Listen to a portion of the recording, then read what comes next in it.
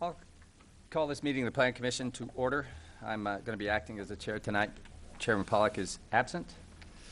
And first of all, I'd like to ask for a roll call.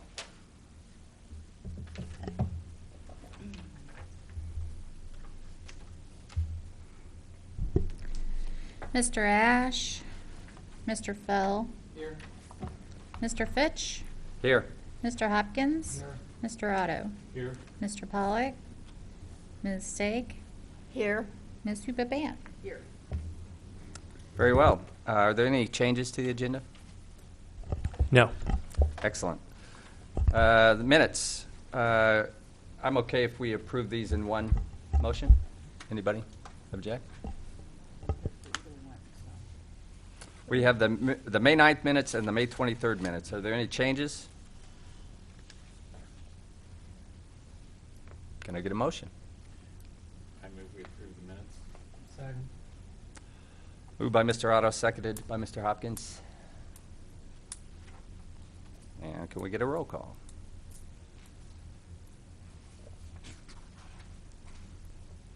I'm sorry.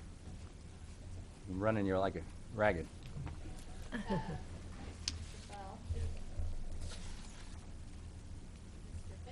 Yes.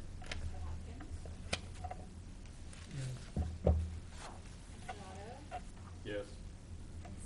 Yes. Very well, the minutes are passed. Oh, I'm Yes. sorry. Technically, they were already passed now. Okay, so the minutes are approved. Are there any communications? No? We don't have any continued business, old business. We do have some new business. I'm going to open plan case 2209S13, a request by Marcus Harris for approval of preliminary and final plats for Countryside Second Subdivision at Cottonwood Road and Anthony Drive, with a waiver to reduce the street width from 31 feet to 28 feet and a deferral on sidewalks. We do have a communication on this from the county zoning administrator stating that the plat is in conformance with the county zoning ordinance. And then we have some additional materials that were passed out that apparently contain a change that Mr. Ingstrom will explain to us. So, thanks. Mr. Fell is recusing himself for a conflict of interest. All right. Yeah, as Mr. Fitch indicated, we handed out the letter from the county zoning administrator. He let us know that the proposed subdivision meets all of the county zoning requirements. And then I handed out a new version of the preliminary plat and a new version of the final plat. There were some minor things that staff had asked to be updated. The main thing on the preliminary plat is that the proposed street width now shows 28 feet on the new version. And on both plats, we asked for some language changes regarding how they're going to implement the sewers if they ever become available to the site. So just some minor language changes there to be consistent with previous subdivisions we've approved. Background on this case, Mr. Harris has submitted a preliminary and final plat. The subdivision is located east of Cottonwood Road and north of Anthony Drive. It's about a mile outside of city limits. The city has subdivision jurisdiction out there. County has zoning jurisdiction. The proposed plat is 8.38 acres large. It would contain seven rural residential lots served by a single new cul-de-sac street. The site was originally part of what was called Countryside Subdivision, which, as you can see on the screen, the current lot lines are from that Countryside Subdivision. So there were 7 parcels along the Cottonwood Road and Anthony Road, and a large undeveloped parcel in the middle there. So this is the second countryside subdivision, and that is from 1962. So according to the subdivision code, preliminary and final plats may be submitted for concurrent approval.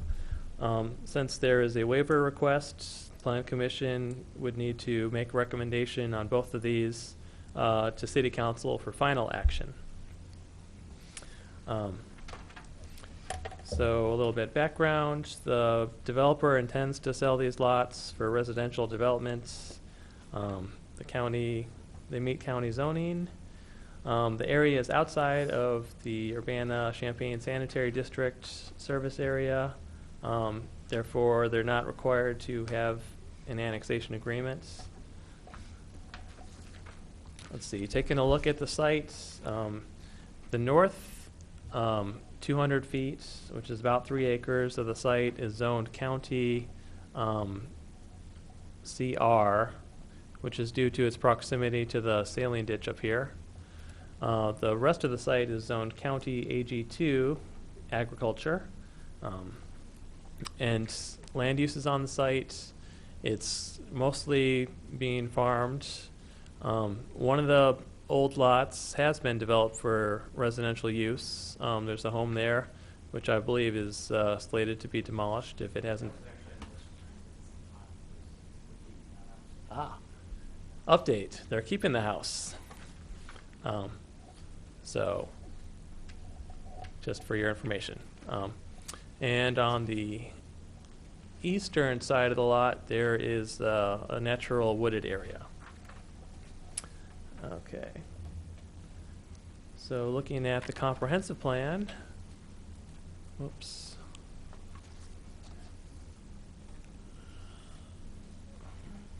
Where's my mouse? The comprehensive plan shows this site to be the future land use as rural residential. You can see it outlined here in red. So the proposed subdivision would match the comprehensive plan. There is a note on the comp plan showing that in the future there may be a connection to Interstate 74, either on Cottonwood Road or High Cross Road or farther east, perhaps. So that's just something to note. Now let's turn to the preliminary plat. I've kind of zoomed in here on the important part. So looking at the plat, you can see it shows 7 reconfigured lots. They vary in size from 0.93 to 1.67 acres. 4 of the lots are accessed off of this cul-de-sac, which would be a new street called Dolder Court. The other 3 lots are accessed off of Anthony Drive to the south here. The preliminary plat is in conformance with subdivision regulations, with the exception of pavement width. We'll discuss that in a second here. But everything else is there, all the right easements, sidewalks, basically locations of utilities, all the technical requirements are met. And let's just look here. And then there's lots of notes here. Some of these notes, the updated notes state basically that at such time at which public sewer becomes available to the site, the owners will be required to create a special service area. We spoke with the Champaign-Urbana Sanitary District, and they doubt this area would ever come into their service area. But that's how we've done these before, basically, is with the caveat that they need to create that special service area should they ever become within the service area of the sewer district. And this last page of the preliminary plat just shows it overlaid onto the aerial photo. Okay, turning to the final plat. It's a little simpler. There's not as much detail on final plats. It just basically shows the lot lines and the new right of way to be dedicated.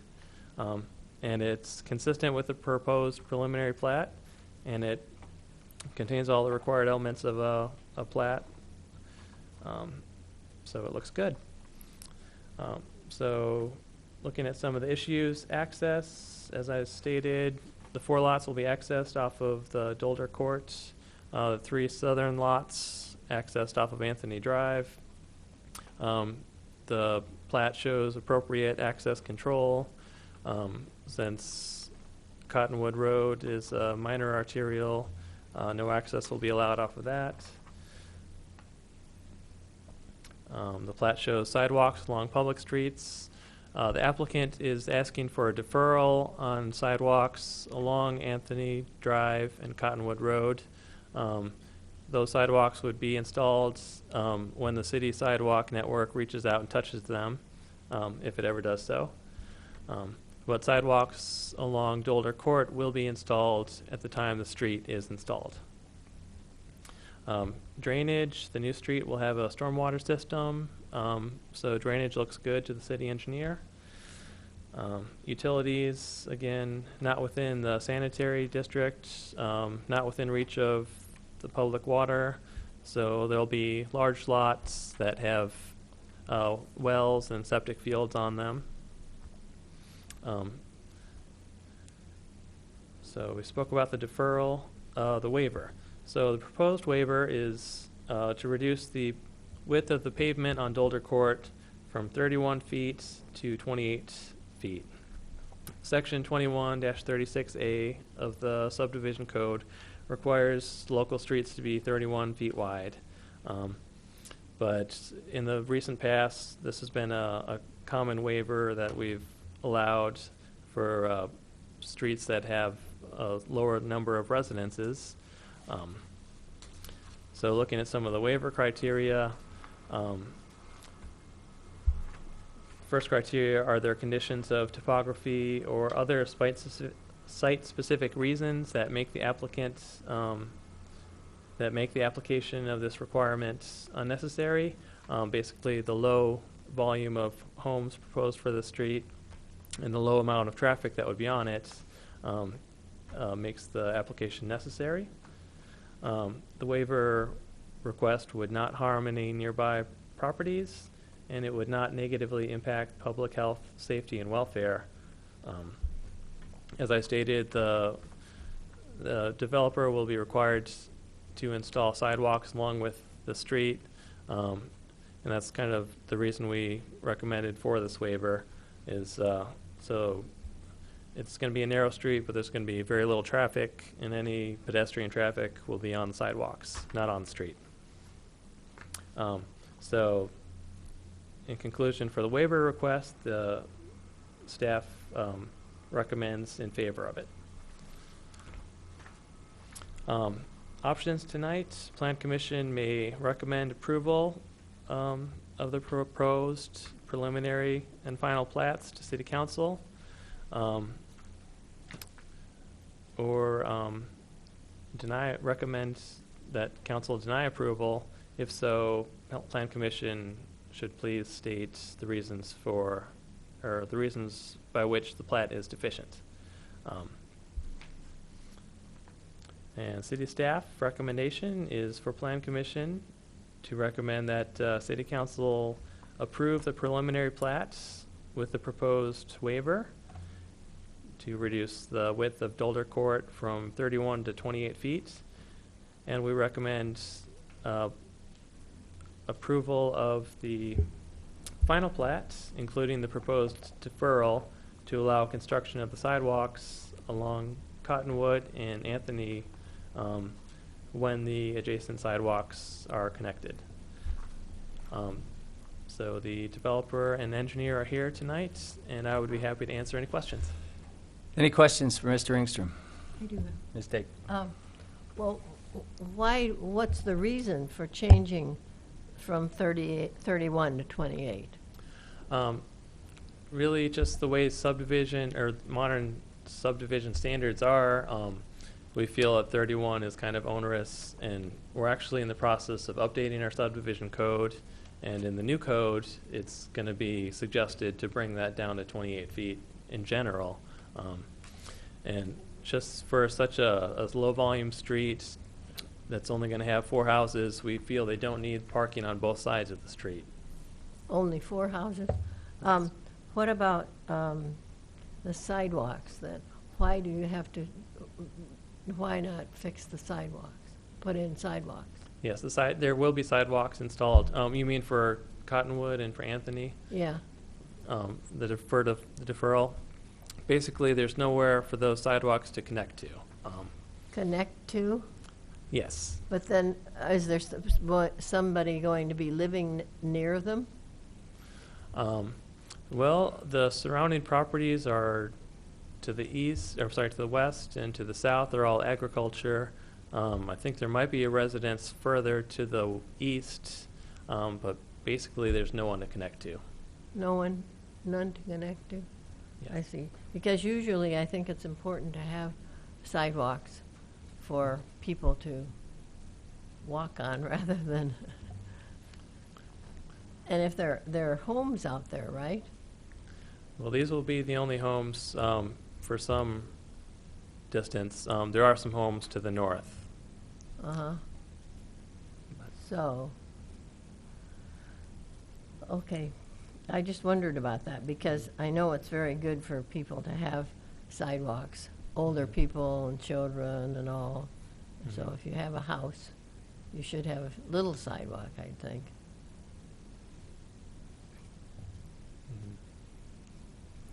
Anything further? Other questions? I think we're good. Mr. Myers?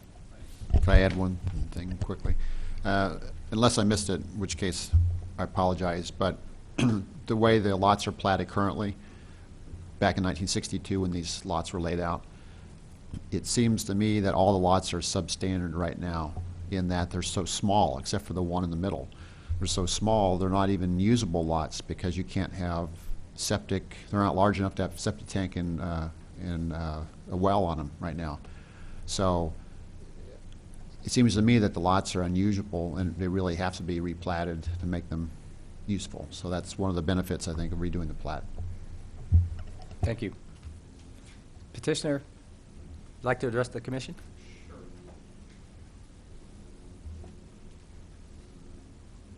Hello again. Seems like I was just here a little while ago. I don't know if you have any questions further as far as the subdivision I could answer.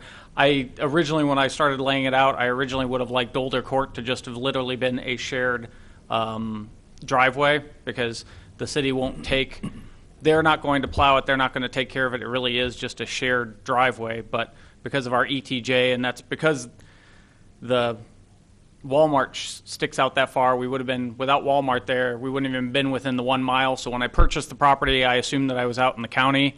But again, because I work with the city on other things, I followed their lead, and that's why. So I would appreciate the 28 feet. I don't necessarily, again, I don't foresee, since there are only 4 people living there and so on. And same thing with the sidewalks. I understand the need for someone to walk somewhere, but there's really nowhere to walk in terms of I live about 1 mile away from this, and there are no sidewalks there. The closest sidewalks would be Behringer Circle, actually, probably if you drove and found them, and that's about 2.5 miles. So does anybody have any questions about the site, about the property, about what I'm trying to do? Any questions? Commissioners? No? Yeah, Mr. Hopkins, sorry. Mostly curiosity. Electric supply is going to be underground? Electric supply there's power lines running down Cottonwood and along. They'll come in, they're going to be underground and trenched in from the pole. And then there is gas line, so it's a non-propane. There's gas lines running on both of those, so underground supply for that also. Okay, and all those easements are... Yeah, all those are in place. And Right, yeah, okay. And again, the lot size makes it fairly easy since they're acre lots, which is much larger than a standard subdivision lot. Placement of those things is pretty simple.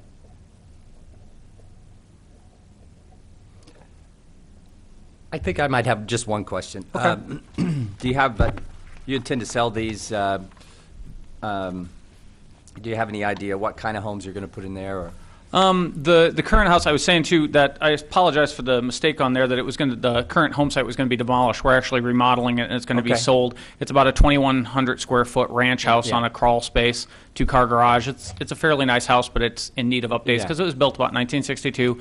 The plan, in talking to some builders or in talking about myself building some houses or some spec, we're looking at houses that would be in the neighborhood of, with the lot and with everything around, in those front lots would be about 290 to, or 250 to 290. The two back lots that back up to the wooded area would be probably a more custom, because of the lot size, those are probably going to be $400,000 to $450,000 homes. I mean, so very nice Pretty nice houses. homes, yeah. I mean, again, it's kind of a specialized subdivision because there just aren't many. Brick House is the closest one, and you're probably familiar with the Brick House subdivision because they went through the whole process to do it. Again, it's kind of outside city limits, but it's bigger lots, more rural.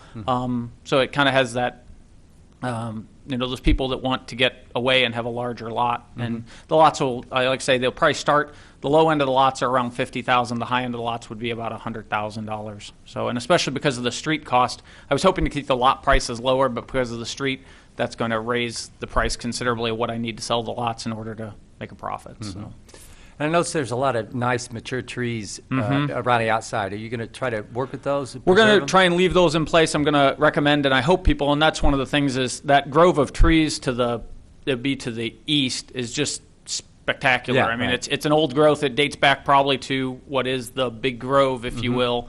And that most of that is owned by the Smith family, which they used to own all of the land around this area. And the land has slowly but surely been there's Fred Smith over here, and Don Smith, who passed away, was over here, and then another Smith owns, and they own that chunk of land, and I think they have no plans to develop it or do anything with it. I actually contacted them to see if they wanted to sell it by any chance, and they didn't really respond to my call. So, so I would hope that the homeowners would place the houses so that they're in view of the trees. We've talked about actually taking and spading some of the smaller trees and moving them out so that we continue that. I'd like to see, I wish the whole plot of land had the growth that eastern part does.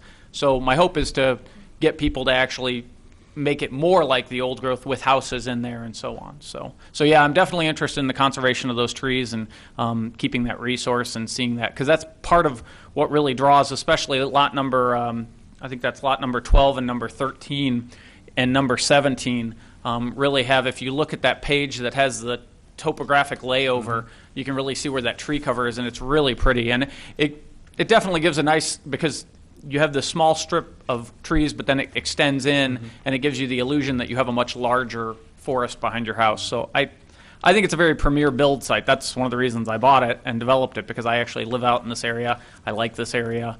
So I hope it gives someone a unique potential to own something different. Well, I think it would be a great amenity. I agree with you. If I were going to buy a home there, I'd want to keep those trees. Yeah, and definitely lots 12 and 13 and 17 are kind of the premier lots, if you will. So That's all I have. Anybody else? All right. Thank you. thank you. Does anybody else wish to address the Plan Commission on this case? If not, I'll throw it open for discussion or further questions. Ms. Upabant? I just want to make sure I understand, if we, if you're amending the subdivision ordinance, it's not going to be unusual then for us to see future plats with streets only 28 feet wide, is what you're saying. So this is going to be the new standard. Yes. Okay. Yeah, part of it is just that street standards, by the way we do things today, they were just a little overly generous when they were formed, in the 1950s, 60s, and 70s. And streets don't really need to be as wide as we once thought they needed to be. So if you only have parking on one side of the street, you can do just fine with 28 feet of pavement. And it's greener, it's a little more sustainable, and also the fire and police departments are comfortable with that as well. If you have parking just on one side of the street, then it's fine. The other factor is, because the lots are so large, there's going to be plenty of room on the lots in driveways to park. And so even if you have a party, Sometimes if you have really small lots, you really do need parking on both sides of a street because there's no places on the lot to park. There's just not enough room. But here you've got acre-sized lots, so there should be plenty of room to park off the street, I think. So once, parking on one side should be fine, 28 feet. Thank you. Mr. Hopkins? I think it should be in the record, as Mr. Engstrom pointed out, that our plan identifies the possibility of interchange at some location east of Urbana. And as I see this, there's no conflict. It's just that as information to people developing there, buying there, imagining there, they ought to be aware of what the plan says, which is that there might be an interchange expansion at High Cross or at Cottonwood or at 1800 East sometime. And since we're replatting a plat from 50 years ago, it's not unreasonable to think about 50 years maybe what we're talking about, but that's the point. I think it's well made. Yeah. I did have one question that I forgot to ask regarding annexation. So normally, if there were, sewer and water with the sanitary district, we would require annexation. We're not here because there's not going to be a connection available. If in the future the residents are required to connect, if the connections become available, does that do anything with annexation, or would it still be, unincorporated? No, we do have the agreement with the sanitary district. When anyone within our ETJ wishes to connect to them, they have to sign an annexation agreement. So that would still be enforced? Yes. Okay, great. Any other comments, questions, motions? I don't have the thing in front of me, I never do. Okay, we need a motion. I move we send plan case number 2209 S13 Countryside Second Subdivision Preliminary and Final Plats to the City Council with a recommendation for approval. Motion by Mr. Hopkins, seconded by Ms. Upaban.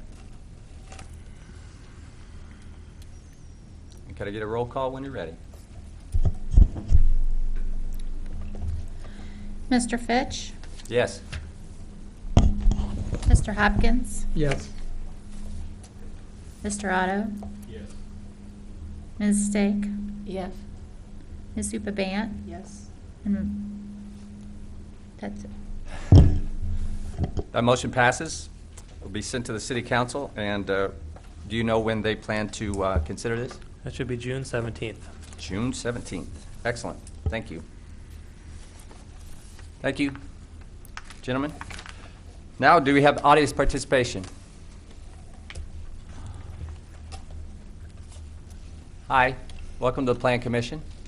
If you would state your name and sign in, we would appreciate it. Okay. Carol McCusick, 1907 North Cunningham Avenue. Going to talk about some things that Can you turn up the volume? that I got from looking at the annual report from 2012.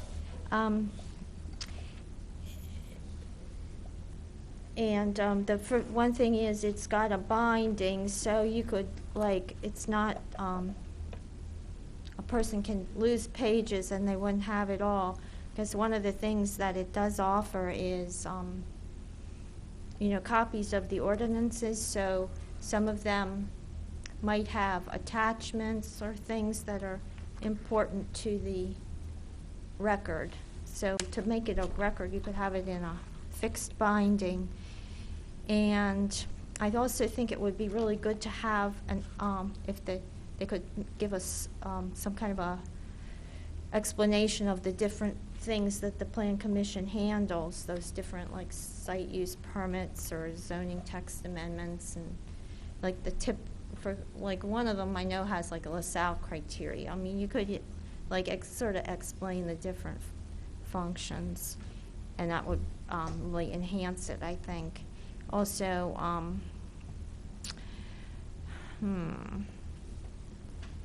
okay, that's three things. And then when you present the, I don't, if it came, I missed it. Could there be like a broader focus before you zone in on the particular, on the maps of the site, you know, where you could, so you can sort of see where it is in the map of Champaign and Urbana in general? That would be a suggestion. And I have a specific concern about the Central Waste Transfer Station, which is near the Saline Court, that was in a platting or some such thing before you in the last 4 months, probably, maybe at least in the last 6 months. And that is that was an area that was in some zoning changes to the zoning map that was passed by the Plan Commission May 10th of 2012, and it involved changes to the definition of industrial, I think, as well as labeling that address as heavy industrial of the two industrials. So I was wondering, like, what other permitting is involved, because I also have this, learned from Public Works that the haulers, and this may be true of the city recycling hauler too, but at least the haulers that are hauling for commercial are taking the addresses that they're reporting that they're taking stuff to, and this is not, apparently not the solid waste, it's the recycle pickups, is Central Waste Transfer Station. So if they're going there, when you sort stuff, stuff sits around, and I don't think that would be allowable. I mean, a landfill would have a liner, you know. I'm just wondering, like, want to make sure that whatever kinds of regulations the Illinois Environmental Protection Agency require for a sorting facility would be in place, so that, you know, the things you glean and pull apart and are being handled properly. I mean, it seems like it should require very, you know,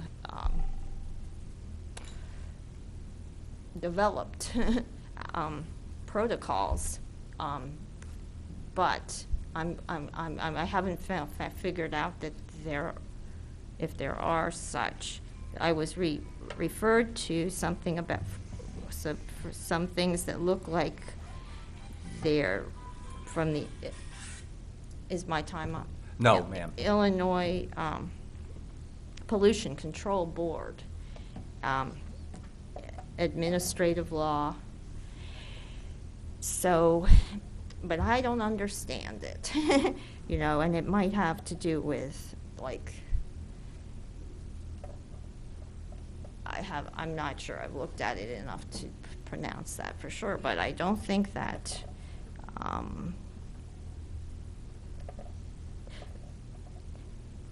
so I throw that out there because hopefully there's some people who have the knowledge to look into that.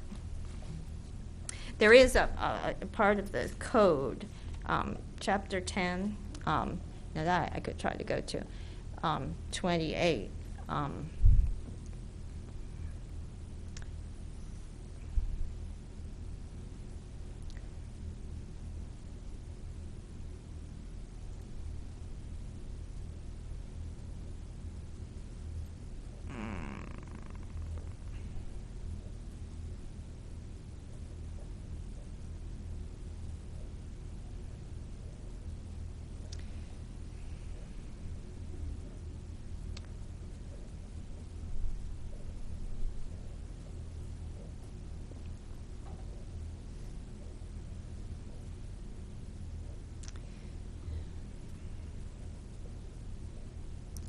Well, it says you can't have stuff, waste,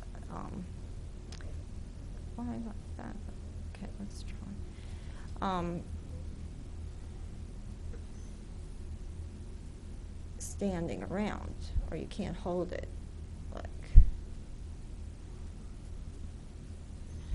Okay. Disposal, transfer, and storage. It shall be unlawful for any person to dispose of, transfer, or store municipal waste, landscape waste in any place within the city unless the location meets the requirements of federal, state, or local law.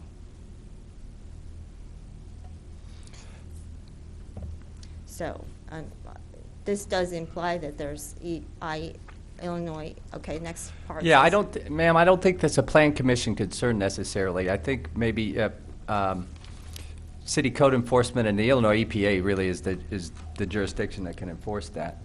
Now, certainly in terms of zoning and land use, when we first consider something, we would be assured that they're going to follow the applicable laws and have, follow good practices. But really, enforcement is not something that we do. Well, the reason that, okay. Go ahead. The one, like for example, you presented the site use permit for the Mervis Recycling Center on Cunningham Right, Avenue. yeah. And in the course of that, the staff memorandum went into, how it was prepared to do that job. So, would there have been a site use permit for the sailing port transfer station? I'm sure there is. Did And I'm sure that whenever we considered that, we would have looked at the layout of the place and made sure that it was appropriate for the site. But actually enforcing that they're following Illinois EPA guidelines in terms of storage, hauling, removal, transfer, and so forth, that would be beyond our authority. It's not something that we consider.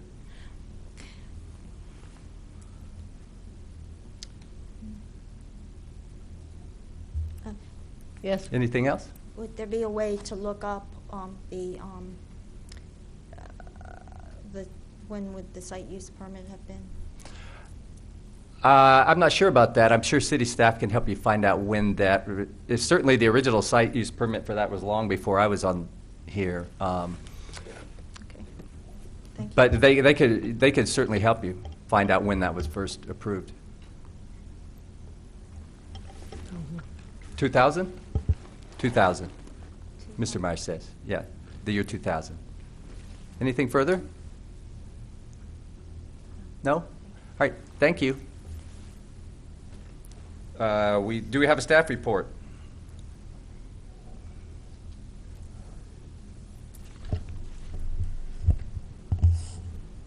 I should probably mention that at the last meeting,